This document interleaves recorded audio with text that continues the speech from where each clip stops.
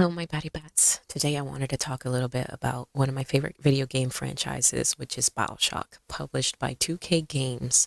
So I will be referring to my notes here, so I'll be looking away from the camera from time to time just to refer to what I wrote down. Since BioShock 4 is indeed happening and has been in development for quite some time now, I wanted to take a look back at the first two games I really enjoyed playing as a kid.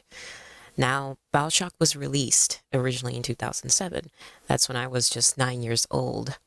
But I didn't actually acquire the game until I was around 11 or 12. Now, it's a little correction because I realized that I kind of gave the wrong age. As far as like when I started playing BioShock, I don't really know the specific year and how old I was. But since Part 2 came out in 2010, I was just about to turn 12 years old because my birth year is 98, so just add 2 years to that, and that's my age. And that was my birth month. Rough estimate, I would say maybe I started playing BioShock 1 in 2008 when I was like 9 or 10 years old. So I would probably say that that's how old I was when I played the first game. So yeah, I've been a fan for a long time. I discovered the game accidentally through a random forum I was in. I came across an image of a ghastly looking girl, and I really loved that character design. So I searched for where that image came from. I honestly am surprised I managed to even come across the video game because I don't know what I typed. I was just typing in creepy looking girl or just whatever came up. So I finally found the name of the game, and my dad ended up finding about my obsession with this game because I downloaded the demo and I was replaying it like crazy. I was obsessed with this story. The opening to me was perfect and it got me hooked into the character that we follow and the story. I love the vintage 1960s aesthetic and the music was beautiful. I was enamored with the game 100%. So my dad surprised me and bought me the first game for Christmas.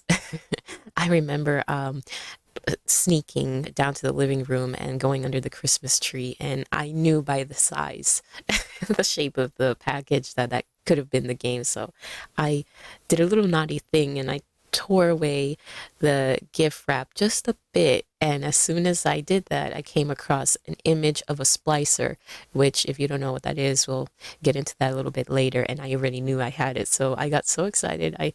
I was really dumb not to try to cover my tracks. I just placed it back. And of course, he found out I peeked. It was kind of funny. You can probably guess how excited I was to just sit down and immerse myself into this world and go beyond with what the demo showed me. I remember sitting on my parents' bed in their bedroom because they had their TV. That's where our game system was hooked up.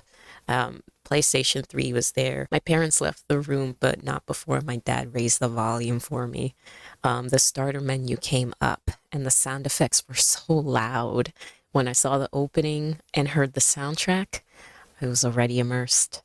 I remember feeling so creeped out already. Like I just kind of took a little moment to just sit there and take it all in. It was like super loud, which I love playing games like that because I really get into it. And I was like, whoa, what will be in store for me? So let's move on to talking about the first game. In the first game, we follow the main character whose name is Jack, whose plane crashed around the mid-Atlantic. He submerges from the ocean, somehow being the only sole survivor. The setting is set in a retro-futuristic city in the 1960s, known as Rapture.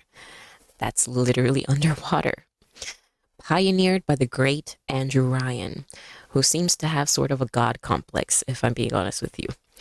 Through hard work and sheer will, he managed to create a paradise for everyone. That is until the creation of Atom, an interesting substance which is collected from a sea slug and is then developed into some kind of drug, if you will, that genetically modifies one's DNA. There's all kinds of plasmids and gene tonics, and once taken, results in the development of unique abilities. However, the downside of this drug is that it quite literally drove people mad. It also disfigured their bodies from so much abuse. What was at first a utopia quickly became a dystopia, as it always seems to be the case. The city of Rapture suffered a civil war. Jack Our main character is tossed into the chaos, and he has to make his way around the city and survive. You are guided by a stranger named Atlas, but can you really trust him is the question. In the game, you have 3 different types of characters you become quite familiar with. The iconic Little Sisters and the Protector known as the Big Daddies, along with what is known as the Splicers. The Big Daddy and the Little Sisters have a sort of symbiotic relationship. The Little Sister provides Adam, and the Big Daddy protects the child from harm.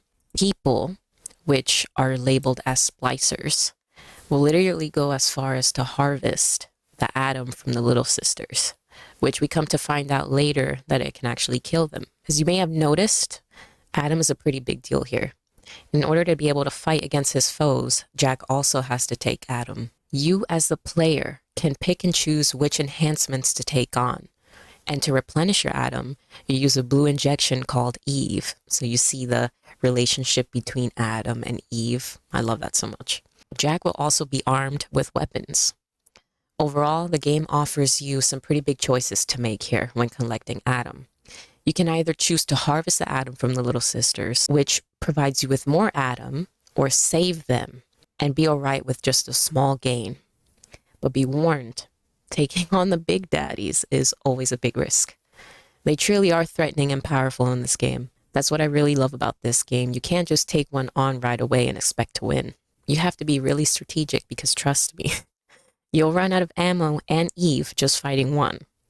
Moreover, depending on what choices you make regarding the Little Sisters, they'll result in either a good ending or a bad ending. Personally, I always choose to save the Little Sisters. I just don't have the heart to harvest the Adam and, get them killed. So, to me, it's always worth it to try to aim for that good ending. Okay, now onto BioShock 2.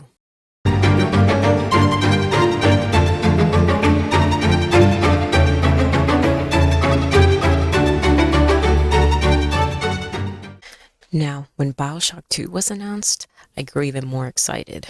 When the trailers dropped, I watched them, watched again, and then watched some more. I love the introduction of the Big Sisters, and seeing the evolution of the character design for the Little Sisters was fantastic. I'm really partial to this specific design. I feel like it's definitely an improvement from the first game. Having really loved the first game, my dad took me to our nearest GameStop and pre-ordered it for me as a birthday present. Its release date was February 10th, 2010, 3 years after the game's first release. I was just about to turn 12 years old. I think what intrigued me the most about this game is that you can actually play as the Big Daddy now, and for once be this unstoppable force in the city of Rapture. Now we'll move on to talking about the game itself. BioShock 2 takes us back to a quote-unquote rebirth of Rapture. Events take place nearly a decade after the first game. Can you imagine what Rapture would look like at this point? The city is even more ruined than what we witnessed in the first game. The environment designed for this game really sets the atmosphere, and it does a great job of convincing you that this civil war is just totally out of control right now. Rapture, as we knew it, is forever gone. We now play as Subject Delta, a different kind of Big Daddy, a prototype, who experiences amnesia throughout the game and has certain flashbacks that he believes ties him to his past and who he is. He actively searches for this one little sister whose name is Eleanor. I really love the new dynamic between the Big Daddies and the little sister now. It feels more like a family unit instead of a business arrangement. The gameplay offers so much more to the player than the first game. We have new weapons, we have awesome and exciting combat, and of course, we have new plasmids and gene tonics to spend our Adam on.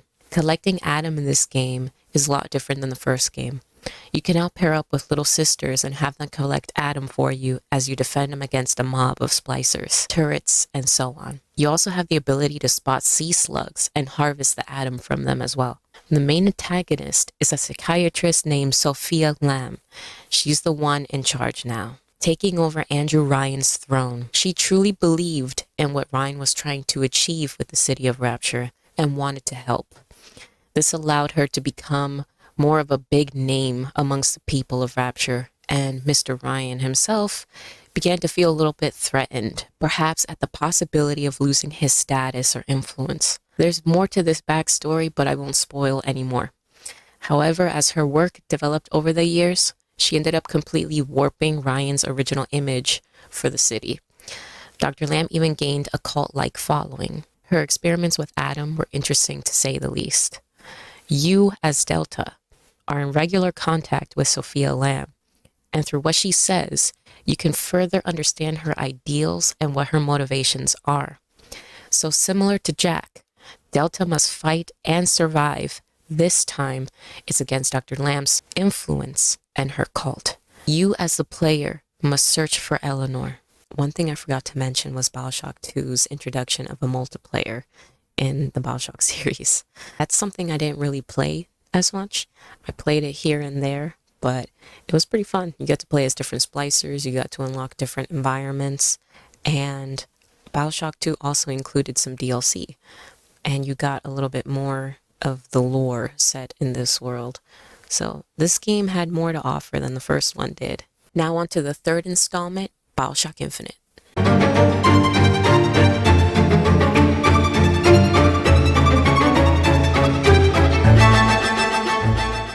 Now, when it comes to BioShock 3, I didn't jump on it right away. It took me a long time to even try it out. And when I finally did get to play it, I stopped at a certain point and never resumed my gameplay. I felt disconnected from this game, if I'm being honest with you. It just didn't really pull me in like the first two games did. A City in the Sky was an interesting concept, but to me, it didn't feel like a BioShock game, if I'm being honest with you.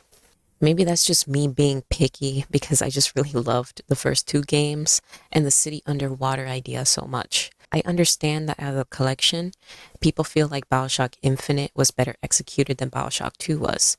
Seeing as how I didn't finish the third installment and didn't see the rest of what the game had to offer, I can't really say much about its story, only how I felt underwhelmed back then.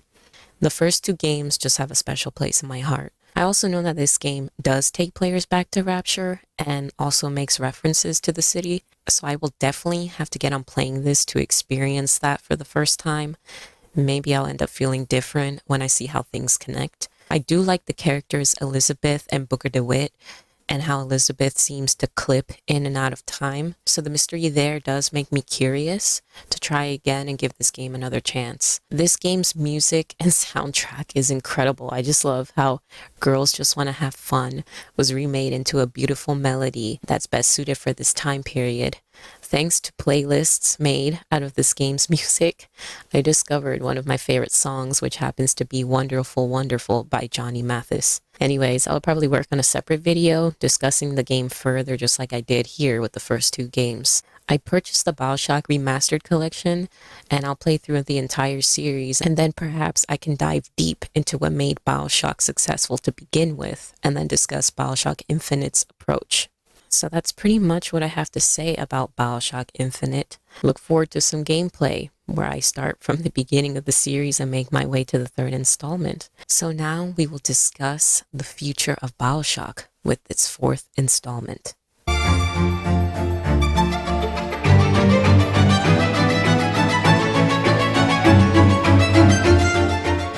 So according to PCGamer.com, the news about another BioShock game came out back in December 2019. Wow. Now, nothing has been seen and no real details about the game were officially released. There's a lot of rumor and speculation at this point. However, it seems like the game is going to be delayed because the game is still being worked out and is only in the early development stage right now. Now, let me emphasize that this isn't really a bad thing. Think about it. Do you want a great and completed, and let me emphasize, completed game? I know I do. I want to avoid another Cyberpunk 2077, thank you. A new 2K studio called Cloud Chamber and its team are the ones that are tackling this project, and it was formed sometime last year. Some leaks say that the game takes place in an Antarctic city called Borealis, if I'm saying that correctly. It's spelled Borealis. set in the 1960s. If that's the case, I'm really curious with how they'll take this story. I can already tell that the team is going for the same vibe as the first BioShock game. I'm really hoping that they can capture the spirit of the first game and truly make it something of their own here. I'm looking forward to it. It will be a while before it's finished, and the wait can be quite nerve-wracking because us BioShock fans really want this to be great, and honestly, I'm willing to wait as long as needed. I just want a great story, characters, and gameplay. And my biggest wish of all is that they have plenty of time to play test this and get the game to be as bug-free as possible. So I'll remain optimistic about this game until further news comes out about its development. I wish the team the best. So if you made it this far into the video, I really appreciate you watching. And I hope that you are excited about the next installment. And please give the team enough time to work out the game, and I really hope that they're not rushed and they don't cave into the impatience of some people. I really hope that they will just focus on the game and release it when it's ready and not promise any dates, because if any delays are needed, then it'll just look bad. Just say it'll be finished when it's ready. That's all that needs to be said. And any details that they can give us about where the story is going to be at and what characters will be introduced to, maybe, or a little bit more about the plot of the game. They could just give us little hints here and there. That'll be cool. But yes, like I said, I'll just remain optimistic. I won't get my hopes up. That way I won't be disappointed. I'll listen for any news, but it's really cool that BioShock is being revived. It's been a while, and I've been a fan of it for a long time. So I hope that BioShock 4 and whatever title it receives will be a truly great game. So let me know what your thoughts are on BioShock 4. What do you appreciate about the original collection? Did you agree or disagree with some of my opinions here? Feel free to let me know in the comments down below. All right, thanks for watching, Batty Bats.